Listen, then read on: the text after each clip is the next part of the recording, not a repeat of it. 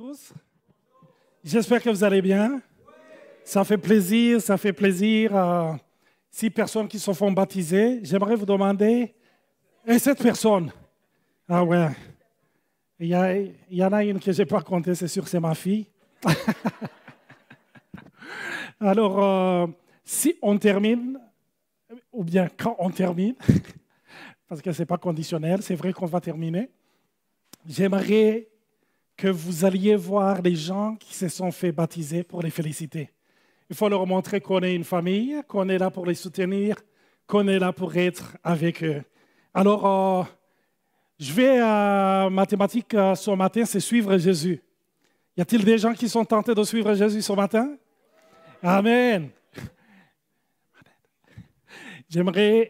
Merci beaucoup. Et j'aimerais vous encourager et vous rappeler que suivre Jésus, c'est quelque chose qu'on ne fait pas une fois dans la vie et c'est fini. Mais suivre Jésus, c'est chaque jour. On doit le suivre chaque jour. Nous allons lire ensemble, c'est un passage qui se trouve dans l'évangile de Luc. Et c'est Jésus qui s'adresse à ses disciples, puis il dit à tous, « Si quelqu'un veut venir après moi, qu'il renonce à lui-même et qu'il se charge chaque jour de sa croix. » Vous voyez, c'est chaque jour. « Et qu'il me suive. Car celui qui voudra sauver sa vie la perdra, mais celui qui la perdra à cause de moi la sauvera. Et que servirait-il à un homme de gagner tout le monde s'il se détruisait ou se perdait lui-même? » Nous allons prier. Père Céleste, merci pour ce matin. Merci de nous apprendre comment te suivre. Seigneur, te suivre, ça peut être difficile, mais je sais que quand on fait ce pas, il y a des choses positives qui arrivent dans notre vie. Merci de toucher ton peuple. Saint-Esprit, touche, restaure, encourage, fortifie, révèle Jésus et glorifie Jésus ce matin. Te le demandons au nom de Jésus. Amen. Alléluia. Amen. Alors, Jésus est avec ses disciples et avant, il pose la question, les gens disent que je suis qui? Et là, il y a des gens qui disent, il y en a qui disent que tu es Jérémie, il y en a qui disent que tu es Élie, il y en a qui disent que tu es un des prophètes. Mais il leur demande à eux, et vous, qui dites-vous que je sois ou que je suis? Et là, Pierre, inspiré par le Saint-Esprit, il dit, tu es le Christ. Et là, Jésus dit, ce n'est pas la chair et le sang qui t'ont révélé ça, mais c'est mon Père céleste. Et après, Jésus va parler ces paroles. Si quelqu'un veut venir après moi, qu'il renonce à lui-même. Mais avant de parler de renoncer à soi-même, il faut d'abord aller à l'origine, parce que c'est difficile de comprendre ce que Jésus dit si on ne va pas au commencement. Donc, si on va au commencement, c'est là où on va comprendre la raison pour laquelle Jésus est en train d'adresser ses paroles aux gens qui le suivaient ou à ses disciples. Donc, au commencement, Dieu crée un homme à son image. La parole de Dieu nous montre que Dieu crée toutes choses. Et chaque fois qu'il passe à une étape, il vérifie, il regarde et il dit c'est bon. Après le deuxième jour, il crée autre chose. Et après, il observe, il analyse, il dit c'est bon. Le troisième jour, ainsi de suite. Et le 6e jour, c'est là où Dieu crée l'homme à son image et il trouve que ce n'est pas bon seulement, mais c'est encore très bon. Alléluia. Donc, Dieu était fier de nous créer. Dieu voulait créer quelqu'un qui allait dominer sur toute sa création. Et la parole de Dieu nous dit qu'il l'a créé à son image. J'avais une question pour vous. Qui est ce jeune homme? Je vais vous donner 3 secondes. Je vais voir qui sont rapides. Donc, si vous connaissez ce jeune homme que je vais vous montrer, levez juste la main. Ah, OK, je vois des mecs qui se lèvent. C'est qui? C'est Michel Ducharme. Mais la question que je me pose,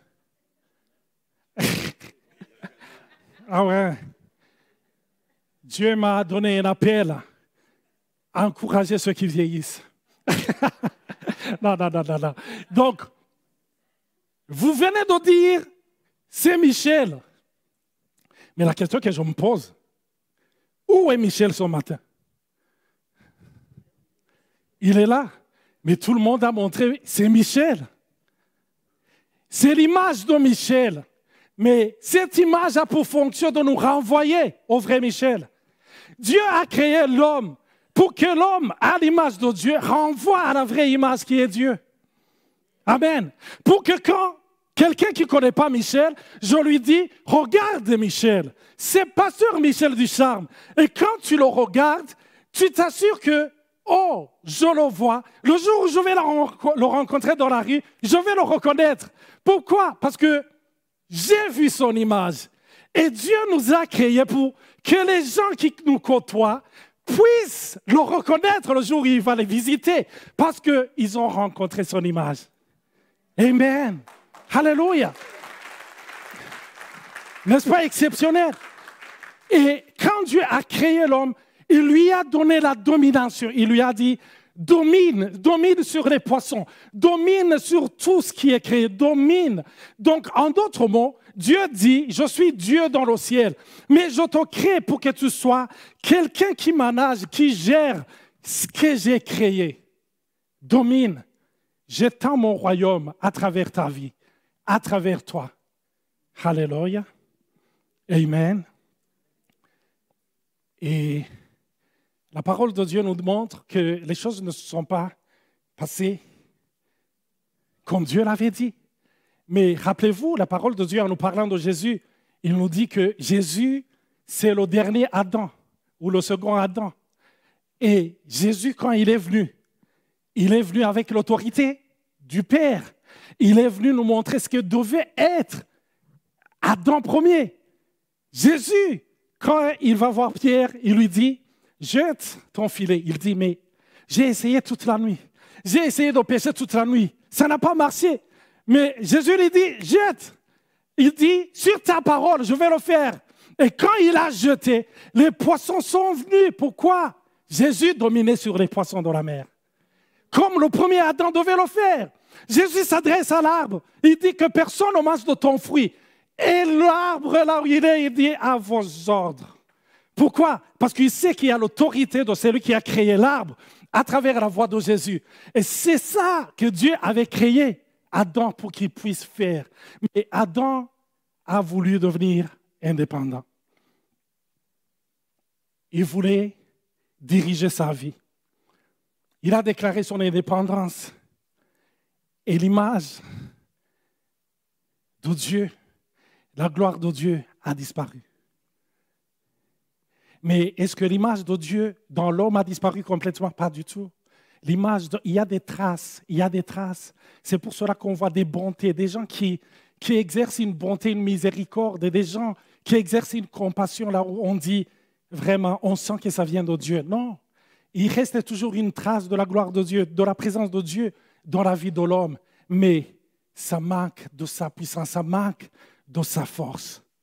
Donc, quand l'homme a mangé l'arbre de la connaissance du bien et du mal, la parole de Dieu nous dit, leurs yeux s'ouvrirent et ils ont remarqué qu'ils étaient nus. Et la parole de Dieu nous dit, avant ils étaient nus. Mais ce jour-là, quand la gloire de Dieu a quitté, ils se sont rendus compte, leurs yeux se sont ouverts, ils se sont rendus compte que sans la gloire de Dieu, ils étaient nus. En d'autres mots, pour la première fois, l'homme a été conscient de son manque. Quand Dieu était dans la présence de Dieu, il ne remarquait qu'il manquait de quoi que ce soit. Mais quand l'homme a quitté la gloire de Dieu, quand la gloire de Dieu a été retirée, la parole de Dieu nous montre que pour la première fois, l'homme est conscient de son manque. Il remarque et il voit qu'il est nu. Et depuis lors, on est plus conscient de ce que nous n'avons pas, plus que ce que nous avons. Amen. Il y en a des... Je ne sais pas si ça vous est déjà arrivé de vouloir, bon, j'utilise un mot fort, maudire Dieu en disant « j'ai mal de dents ». Mais tu as plus de 23 dents qui fonctionnent. N'est-ce pas? Et la perspective de la nuit. Qu'est-ce que vous voyez sur l'image? Du noir. La nuit? OK. Mais là, il y a quelque chose. Regardez de jour. C'est beau. C'est la nature. C'est bien. C'est la nature. Il y a l'eau, il y a les montagnes. On voit les nuages, on voit la verdure. C'est beau. Il y a le soleil, c'est beau.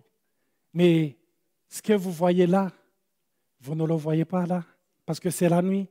La gloire de Dieu en se retirant, l'homme était comme ça. Il ne voyait plus tout ce qui était beau.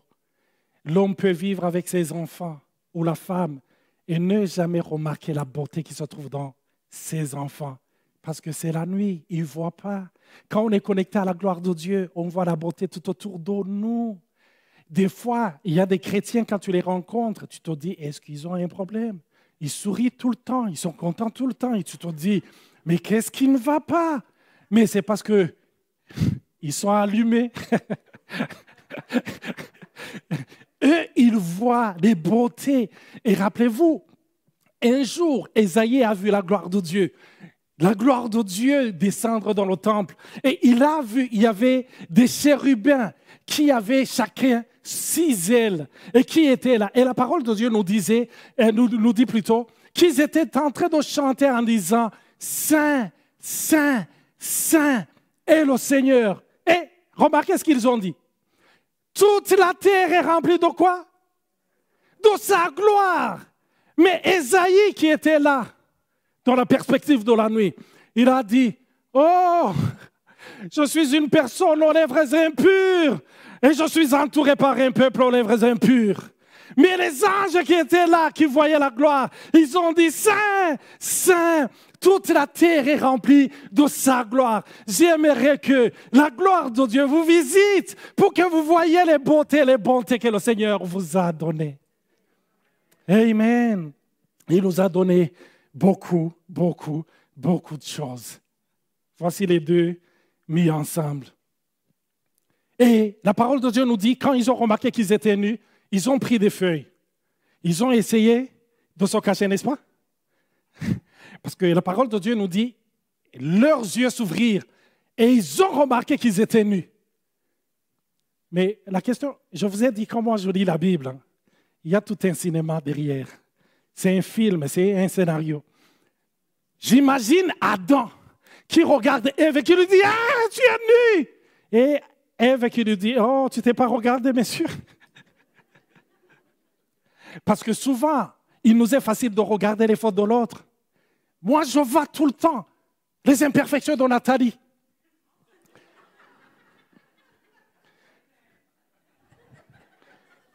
Mélanie, elle dit, oh, Olivier, je te dirais Marc qui fait pareil avec toi. Non, c'est pas ça. Donc, souvent, on regarde ce qui ne va pas chez l'autre et on va le voir. Quand on commence à suivre Jésus, ce qui commence à se passer. Ils ont cueilli des feuilles. Mais les feuilles, c'était une solution naturelle pour un problème spirituel. C'est pour cela qu'il fallait plus de feuilles. Mais rappelez-vous, les feuilles, elles sont fragiles, elles se cassent. Imagine, Adam est en train de marcher et Ève qui lui dit qu'il est derrière. Il y en a 2 qui sont tombés.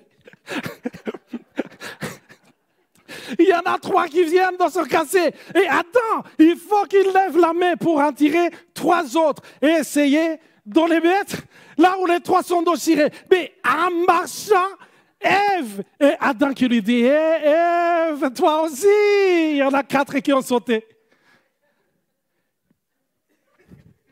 La solution humaine n'est jamais satisfaisante. Il y a toujours des limites. Il y a toujours des limites. Et on dirait qu'on en a plus besoin, en avoir plus. N'est-ce pas qu'on a besoin d'avoir plus d'argent? Mais plus d'argent, c'est combien? Plus. J'en ai besoin de plus. Alléluia. Et les jeunes qui sont ici, peut-être pour les moins jeunes, ils ne vont pas comprendre ce langage. J'ai besoin de plus d'abonnés, plus de likes. J'ai publié ma photo. Sylvain, ne le regardez pas. J'ai besoin de plus de likes. Plus j'aime. Hein? J'ai besoin de plus de commentaires. Tu en as 10, mais tu en as besoin de 15. Tu en as 15, tu en as besoin de 50. Ça ne te satisfait jamais. Ce sont les feuilles qui se déchirent. Ce sont des feuilles naturelles qui ne peuvent jamais combler un vide qui est spirituel. Mais aussi les feuilles, quand il les cueillait le matin, elles étaient vertes. Mais l'après-midi, elles devenaient jaunes. Et le soir, elles étaient sèches. C'était une solution qui avait des limites. J'aimerais te dire, tout ce que tu as mis dans ta vie comme solution a des limites. Et c'est pour cela que Dieu, en s'adressant par la bouche du prophète Jérémie, il a dit que le fort ne se glorifie pas de sa force, que le sage ne se glorifie pas de sa sagesse, que le riche ne se glorifie pas de sa richesse, mais que ceux qui se glorifient de quoi? De m'avoir connu, de me connaître.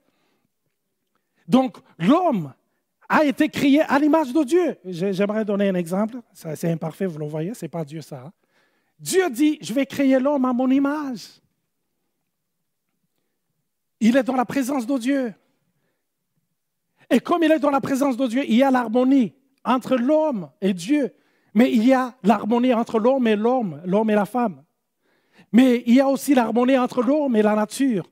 Mais quand l'homme déclare son indépendance, tourne le dos à Dieu, qu'est-ce qui se passe? La parole de Dieu nous parle de la chute. Mais le problème, l'homme qui a chuté ne peut plus retourner vers Dieu. Il a beau essayer, il a beau mettre plus de feuilles pour essayer de monter, pour essayer d'atteindre Dieu. C'est impossible. Et qu'est-ce que Dieu a fait dans son amour? Dieu envoie son Fils. Dieu lui-même dit, je sais que tu ne pourras jamais venir à moi, mais moi, je vais venir à toi. Je vais te trouver là où tu es et je vais te sauver. Je vais te sortir de ce chaos. Mais le problème, depuis que l'homme a chuté, il s'est bâti une autre identité. L'homme a été créé à l'image de Dieu, mais il s'est bâti une autre identité. Il a mis des masques. Il a mis des masques. Et vous savez, quand la parole de Dieu utilise le mot hypocrite, ne soyez pas comme les pharisiens, les hypocrites. C'était un mot qu'on utilisait dans l'ancien grec, comme elle parlait. C'était un mot qu'on utilisait pour parler des acteurs. C'était des comédiens, ceux qui jouaient le théâtre. Ils jouaient plusieurs rôles, ce qui fait qu'ils allaient derrière le rideau, ils changeaient de masque et ils venaient et ils jouaient un rôle. Après, ils allaient se cacher, ils changeaient de masque et ils venaient pour jouer un autre rôle. On les appelait des hypocrites. Donc, dans la vie, nous tous, on a été des hypocrites pour survivre parce qu'on a senti que dans ce monde, c'est difficile de vivre en étant honnête. C'est difficile de vivre en étant vrai. Et Jésus est venu. Et c'est pour cela que quand il vient, il dit, si quelqu'un veut venir après moi, qu'il renonce à lui-même. Qu'il renonce à tous ses masques. Qu'il renonce à tout ce qu'il a bâti. Qu'il renonce à tout. Qu'il renonce à tout. Alléluia. Je n'ai pas besoin de super-héros. Je n'ai pas besoin des gens parfaits. Je sais que vous en êtes incapables. Mais venez comme vous êtes, comme on l'a entendu dans le témoignage. Mais la question qui est importante ce matin, veux-tu? Et pourquoi renoncer? Parce que Jésus, il veut reconstruire quelque chose de nouveau dans ta vie. On dit, je ne sais pas si je le dis bien, on dit on ne bâtit pas du neuf avec du vieux. C'est à peu près ça. C'est ça. Et dans l'évangile, Marc, il dit, personne au cou et un morceau de tissu, c'est Jésus qui l'a dit, personne au cou et un morceau de tissu neuf sur un vieil habit. Sinon la pièce neuve ajoutée arrache une partie du vieux et la déchirure devient pire. Jésus, il dit, tu veux venir après moi? N'amène pas ton chandail magané. j'en ai pas besoin. Je vais bâtir du nouveau. Je vais faire quelque chose que tes yeux n'ont jamais vu, que tes oreilles n'ont jamais entendu. Il y a quelque chose de spécial que je vais accomplir. Tu ne l'as jamais su, tu ne l'as jamais connu, tu ne l'as jamais entendu, mais fais-moi confiance. Je n'ai pas besoin du stock. Non, je me suffis. Viens tel que tu es. Pourquoi renoncer? Vous savez, les gens, ils sont prêts à renoncer à certaines choses. Ça, c'est le 1er juillet. Hein? Le 1er juillet, il y a des choses, quand on déménage, qu'on renonce, n'est-ce pas? On fait du tri et on regarde, ça j'en ai pas besoin, ça j'en ai besoin, ça j'en ai... OK, quand je vais déménager, tout ça à la poubelle, tout ça, je vais y aller avec. Mais Jésus, il dit, non, fais pas de tri, renonce à tout. Je vais recommencer quelque chose de nouveau. Mais on a besoin d'aider Jésus. Mais Jésus, il te dit, non, non, non, non, non. Renonce à tout, renonce à toi. Quand il dit renonce à toi, c'est... Il y a des gens qui le prennent de manière religieuse en disant, je ne sais pas si vous avez entendu, il y a des gens qui prient, ah, je ne suis rien, je suis comme un ver de terre, je suis comme du sable. Non, tu as de la valeur aux yeux de Dieu. Quand il parle du fait de renoncer de soi, ce n'est pas de se sous-estimer, de se mépriser, mais il parle de quoi? De cette image, de ces masques que tu as mis dans ta vie. Il veut que tu renonces pour qu'il commence son œuvre en toi, qu'il transforme ta vie. Alléluia. Amen. Renoncer, c'est un mot qui dit, la définition, c'est abnégation complète de soi-même en faveur de la cause ou de la personne que l'on sert. Et vous savez, suivre Jésus, ce n'est pas facile. N'est-ce pas? De suivre chaque jour, ce n'est pas du tout facile. On dirait que tu perds beaucoup de choses. Quand j'ai suivi Jésus, quand j'ai pris la décision de suivre Jésus, j'ai perdu quelques amis en cours de route. À court terme, on perd. Et c'est pour cela que les gens ont peur. Mais à long terme, tu gagnes énormément. Moi, j'ai pris la décision de suivre Jésus pour la première fois, parce que même ce matin, j'ai pris la décision de suivre Jésus. Et même après ce sermon, je vais prendre la décision de le suivre. C'est quelque chose qu'on doit faire chaque jour. Et quand j'ai choisi pour la première fois de le suivre, j'ai perdu certains amis. Parce que la vie qu'on menait, on ne pouvait pas la continuer. Donc, j'ai quitté. Olivier, qui était avant cool, est devenu plate.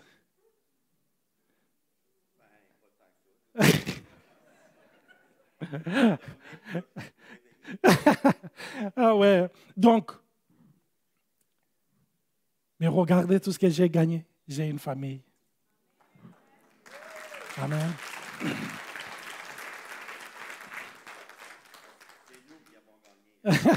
Oh, gloire à Dieu. En bon québécois, on dit c'est ben fin. Amen.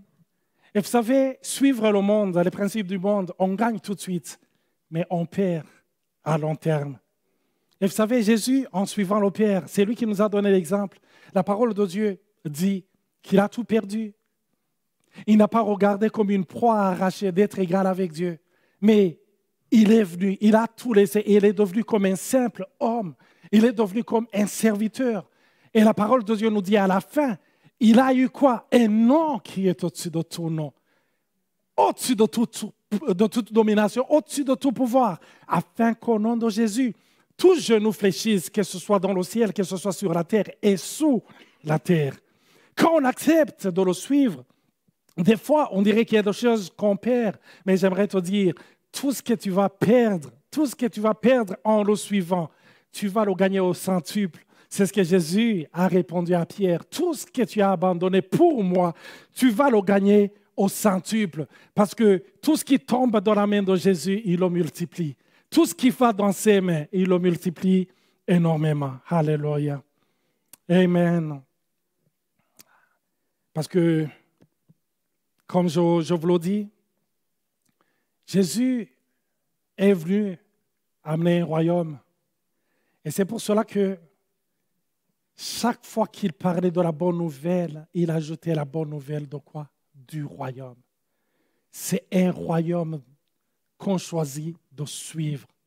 C'est le roi des rois. Il fait de nous des rois.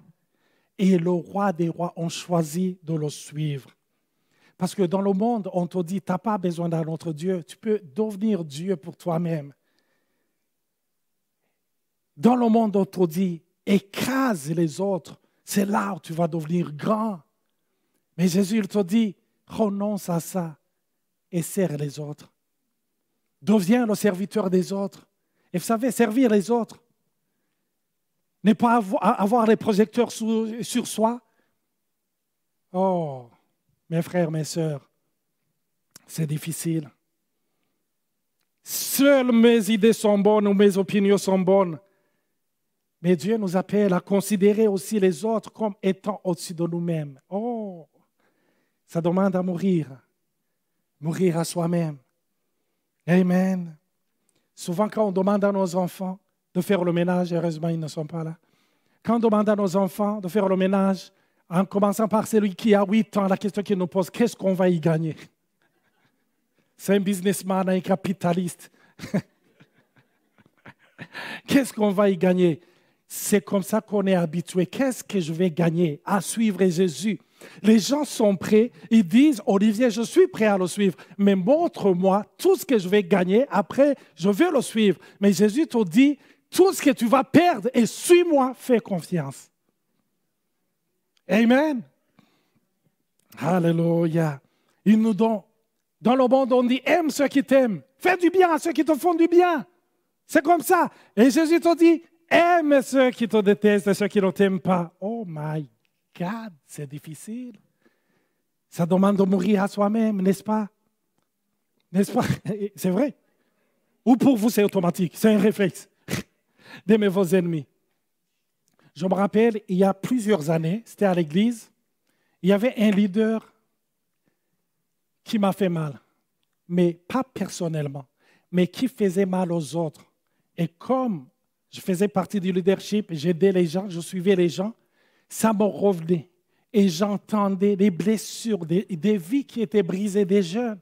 Ça me faisait mal. J'ai détesté cette personne.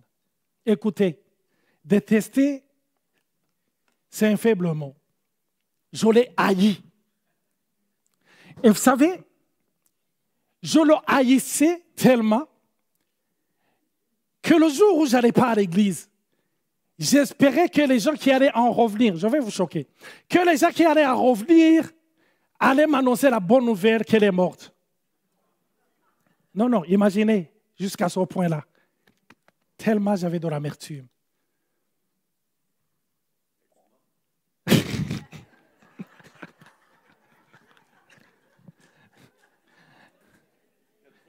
À la fin, on va prier pour Manon. Alors,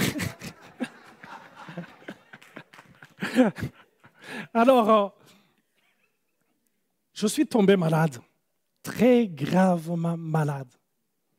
Mais je sentais dans mon cœur une voix qui me disait, Olivier, pardonne, bénis, prie pour elle, pardonne. Je répondais à Dieu, j'osais. Je disais, Seigneur, rappelle-toi, nous ne sommes pas tous des dieux comme toi. Toi, tu es capable, moi, je ne peux pas. Je la haïssais. Je suis tombé encore plus grave, malade. C'était pire. Et un jour, une nouvelle convertie à qui j'ai donné des cours d'affermissement, elle m'a appelé, elle m'a dit, Olivier, j'ai peur de t'en parler, mais j'ai eu un songe, c'est la première fois. Mais Olivier, ne crois pas que je devienne trop spirituel, bizarre. J'ai dit, non, tu peux me partager ce que tu as eu. Elle a dit, j'ai eu un songe. Je t'ai vu, tu étais dans un petit bateau, dans un lac qui était déchaîné. Il y avait des vents impétueux. Il y avait des nuages. Et tu étais en grand danger. Mais je ne sais pas ce qui se passe. Mais sache, j'ai prié pour toi. J'ai dit, merci d'avoir obéi. Je suis allé dans ma chambre. Je me suis agenouillé. J'ai braillé comme un petit enfant. J'ai dit, Seigneur, pardon. J'ai désobéi à ce que tu me disais. Je te demande pardon. Seigneur, je bénis la sœur, je la bénis, Seigneur. Seigneur, je la bénis et je vais la chercher. J'avais 41 de fièvre. Le lendemain matin, c'était parti. J'étais complètement guéri. Je suis allé trouver la sœur et on est allé au restaurant avec son mari et je leur ai partagé ce que j'ai vécu. Oh, la sœur a explosé dans le restaurant. Et la sœur m'a regardé et elle a dit, Olivier, ça me touche les mots que tu viens de dire. J'ai dit, oh, parce que moi, je l'ai fait en obéissant à Dieu. Je croyais que ça allait créer des choses bizarres. Mais j'ai fait confiance au Seigneur. Elle m'a regardé et elle a dit, Olivier, ça vient de me toucher ce que tu viens de me dire. Tu es arrivé à un moment où tu as souhaité ma mort. Tu m'as tellement haï. Elle m'a dit, Olivier, la haine, c'est l'autre facette de l'amour. On ne peut jamais haïr quelqu'un qu'on n'a pas aimé. Et dire au moins ça. Ça me dit que tu m'aimes, tu m'as aimé. Et j'ai dit, oui, je t'ai apprécié. C'est pour cela que j'ai été tellement blessé. On était dans le restaurant. Il y a eu des réconciliations. Dieu était au milieu de nous. On braillait chacun de son côté. Et après, j'étais libéré. J'avais la paix. Suivre Jésus, ça t'a apporté la paix. Ça t'a apporté la joie. Ça t'a apporté le repos.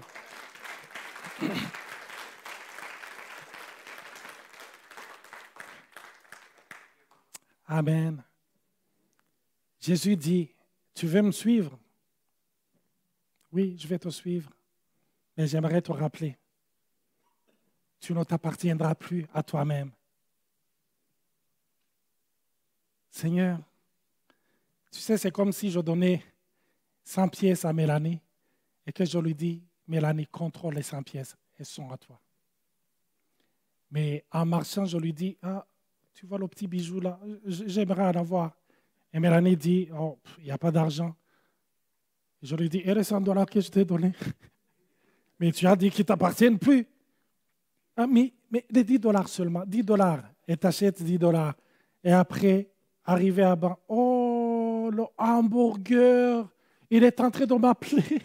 Est-ce que je peux l'acheter? Il dit, il n'y a pas d'argent, mais les $90 qui restent, c'est comme ça qu'on est avec Dieu. Seigneur, je t'ai donné toute ma vie. Et après, Seigneur, pourquoi tu as permis? Si c'est sa vie, il peut permettre ce qu'il veut. Suivre Jésus. Jésus, je te confie tout. Est-ce facile? Mais j'aimerais vous dire, c'est impossible. C'est pour cela que, je ne sais pas si vous avez très bien lu le verset. Le verset dit, si quelqu'un veut venir à moi, le verset ne dit pas si quelqu'un peut venir à moi. Si quelqu'un veut, il a besoin de volonté. Et le pouvoir, il va te le donner. La capacité, il va te l'accorder. Et Paul dit, ce n'est pas à dire que cette capacité vient de nous, mais c'est lui qui est notre capacité. C'est lui qui va nous aider à mourir chaque jour. Mais il faut le vouloir. Il faut le vouloir de tout son cœur. Alléluia. Il faut le vouloir et dire, Seigneur, je vais te suivre. Je vais te suivre. Et Jésus dit, vous savez, dans mon royaume, je prends soin de mes enfants. Ne vous inquiétez de rien. Oh, ne pas s'inquiéter. C'est difficile. Mais j'aimerais vous dire, ne pas s'inquiéter, c'est mourir à soi-même. Parce que tu dis, Seigneur, ma vie t'appartient. Je te fais confiance. Ma vie t'appartient. Ma vie t'appartient. Je vais terminer par ce témoignage. J'ai fait le service militaire dans mon pays. On est avec les autres dans une position militaire. Et cette position militaire, on était des joueurs de soccer. Donc, on avait comme habitude de boire ou de prendre de la bouillie. La bouillie, c'est de la bouillie? Pas bouillon. Bouillie de céréales. Griot. Bon, ok, je vais l'appeler ce truc. Donc, on préparait ce truc, on était habitués. Mais il faut y mettre du sucre. Hein? N'est-ce pas? Donc, chacun avait son sac de sucre. Donc, tous les sacs de sucre pour les autres, ils sont terminés. Alors, le cuisinier, on avait un cuisinier qui nous a demandé, est-ce que je prépare ce truc? Le gruau. Est-ce que je le prépare? Et tous les autres militaires, ils ont dit non, parce qu'on n'a plus de sucre.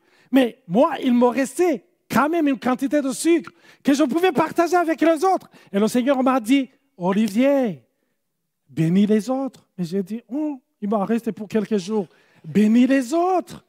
Parce qu'Olivier, ce sucre ne t'appartient pas, il m'appartient. Est-ce que tu ne m'as pas tout donné de toi? J'ai dit, oui. Alors, donne aux autres mon sucre. J'ai dit, Seigneur, je suis mort. En bon français, on dit, je l'ai fait la mort dans l'âme. J'ai partagé. Mais avant de prendre la bouillie, le truc, le gruau, j'ai dit aux gens, on va prier. Oh là là là là, j'étais dans la foi. On va prier et j'aimerais vous annoncer que jusqu'à la fin du mois, on ne manquera jamais de sucre. Et tous les gens qui étaient là, ils ont Alléluia, ils ont sauté, mais ils ne croyaient pas en Dieu. Ils le faisaient pour se moquer. Le pasteur a dit Alléluia. J'ai dit, vous le verrez. On a bu. Après, j'ai dit, Seigneur, ta parole dit qu'on ne manquera de rien. Je te fais confiance. Alors, le lendemain, on pose la question, est-ce qu'on fait du gruau? J'ai dit, oui, on fait du gruau. On va préparer le gruau. Et on s'asseyait à l'extérieur. Et je vois le cuisinier qui arrive. La cuisine était loin. Qui arrive, mais dans ma tête, je panique. Je dis, Seigneur, je vais foutre la honte à ton nom. Pourquoi j'ai commencé à être zélé comme ça? Pourquoi j'ai parlé comme ça? Mais j'ai dit, Seigneur, je te fais confiance. Alléluia. Mais dans mes intestins, ça bouffe. J'ai dit, Seigneur, merci. On arrive, le cuisinier arrive là où on partageait, comme dans la salle à manger. Il amène le truc. Donc, j'arrive. Quand j'arrive, j'y vais et je prends ma tasse. Et là, je vois un autre militaire qui vient, qui dit, moi, j'avais caché mon sucre. Je vais l'amener aujourd'hui, on va le partager. Et les autres ont dit, ce que le pasteur a dit, ça commence à arriver. J'ai dit, qu'est-ce que je vous ai dit? Jusqu'à la fin du mois. Parce que, oh, là, j'étais rempli de zèle. J'ai dit, le Seigneur, il a dit quoi? Tout ce que vous demanderez. Et le lendemain, est-ce qu'on prépare le gruau? J'ai dit, oui. Qu'est-ce que je vous ai dit? Jusqu'à la fin du mois. On prépare. Et 5 minutes avant d'amener le gruau, là, il y a un militaire. On avait un militaire dans notre position, sur notre position, qui était malade. Il y avait un garde malade. C'était un militaire de notre groupe qui s'en va avec eux. Je sais que ce témoignage va aider quelqu'un ici. Donc, ce garde malade revient et il dit, j'aimerais vous dire une chose. Un miracle est arrivé. Et tout le monde était autour de lui. On a dit, c'est quoi le miracle? Il a dit, vous vous rappelez que j'étais à l'hôpital? Il a dit, oui. Je gardais un tel militaire qui faisait partie de notre groupe. Il a dit, oui. Vous savez jusqu'à quel point il est égoïste? Tout le monde a dit, oui, on le sait. Il a dit, imaginez, aujourd'hui, il a pris 2 kilos de sucre. Il a dit, amène à la position. Lui qui ne donne jamais rien. Et tout le monde m'a regardé. Et moi, j'étais là, qu'est-ce que je vous ai dit? On ne manquera de rien. Parce que Dieu est fidèle. Dieu est fidèle. Donc, on a eu les 2 kilos. Après, on les a eu comme pour 2 ou 3 jours. Après, le cuisinier a demandé le matin, ce soir, je prépare. J'ai dit oui, jusqu'à la fin du mois. Et là, 10 minutes avant que le gruau arrive, il y a un militaire qui était parti en congé, qui est revenu, qui a dit, dans ton sérieux, il a dit, ne me demandez pas de vous acheter des bières. Je suis paumé, mais je vous ai amené 3 kilos de sucre. Mais j'aimerais vous dire, le Seigneur a pourvu. À chaque jour. Frères et sœurs,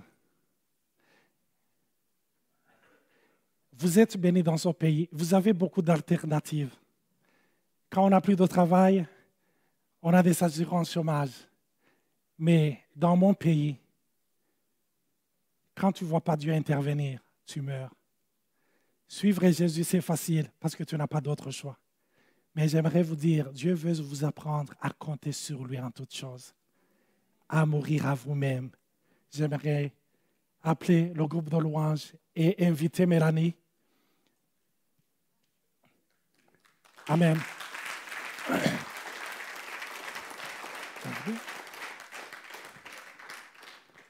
On va prier ensemble. Si cette parole vous a interpellé, vous a touché, si vous sentez qu'il y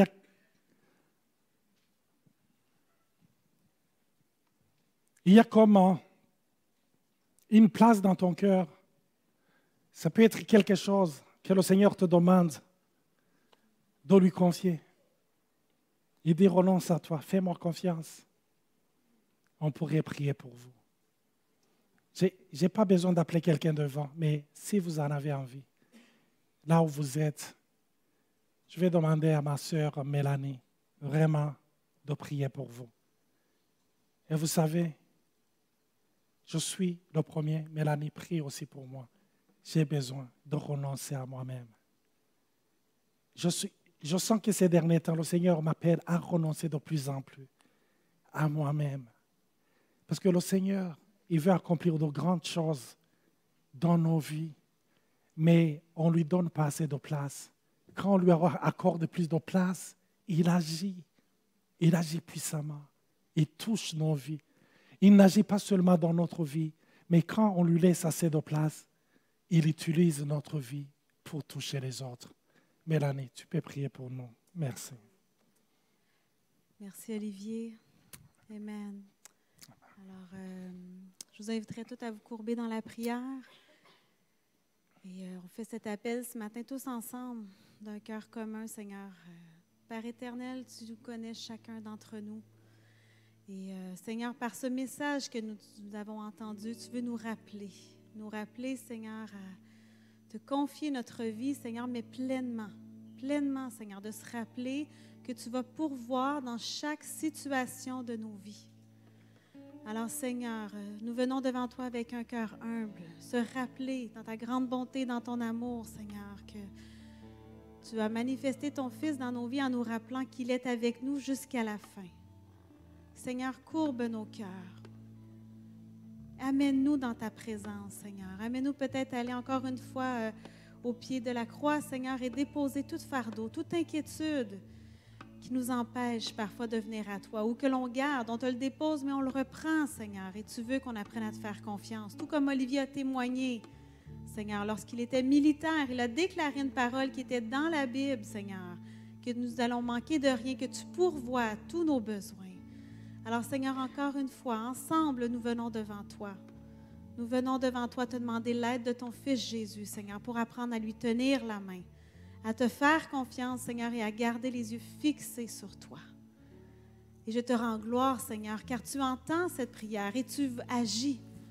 Tu agis maintenant, Seigneur, dans nos cœurs. Tu viens enlever, Seigneur, ce qui nous empêche d'avancer. Comme a dit aussi la semaine passée notre sœur Andrielle, rafraîchis notre vision. Rappelle-nous combien tu es grand, combien tu es bon, combien tu pourvois, combien tu nous restaures, Seigneur. Combien cette vie que tu nous as donnée, elle est riche, remplie de bénédictions.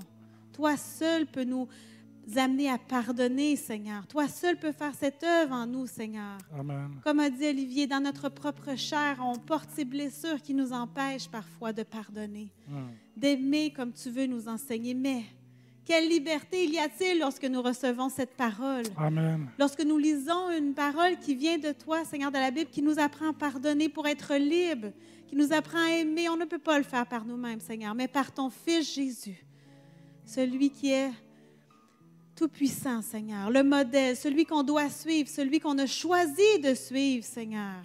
Ou peut-être qu'un frère ou une sœur, ce matin, je t'invite, Fais confiance au Seigneur. N'aie pas peur. N'aie pas peur si jamais tu n'as jamais fait cette prière. Invite-le. Invite-le. Parce que oui, tu te dis peut-être, mais je vais perdre beaucoup. Mais tu vas gagner au-delà de tout ce que tu aurais pu penser, au-delà de tout ce que tu aurais pu espérer. Car le Seigneur nous délivre et il nous donne une vie nouvelle. Il transforme nos pensées. Alors, mon frère, ma soeur, je t'invite. Redonne ta vie au Seigneur. Et c'est pour la première fois, bien, attends-toi à lui. Il agira. Et toi-même, tu viendras nous voir pour nous donner de bonnes nouvelles, un témoignage de ce qu'il a fait dans ta vie. Seigneur, je te remercie et je te rends gloire dans le nom de ton Fils Jésus. Amen. Amen. Gloire à toi.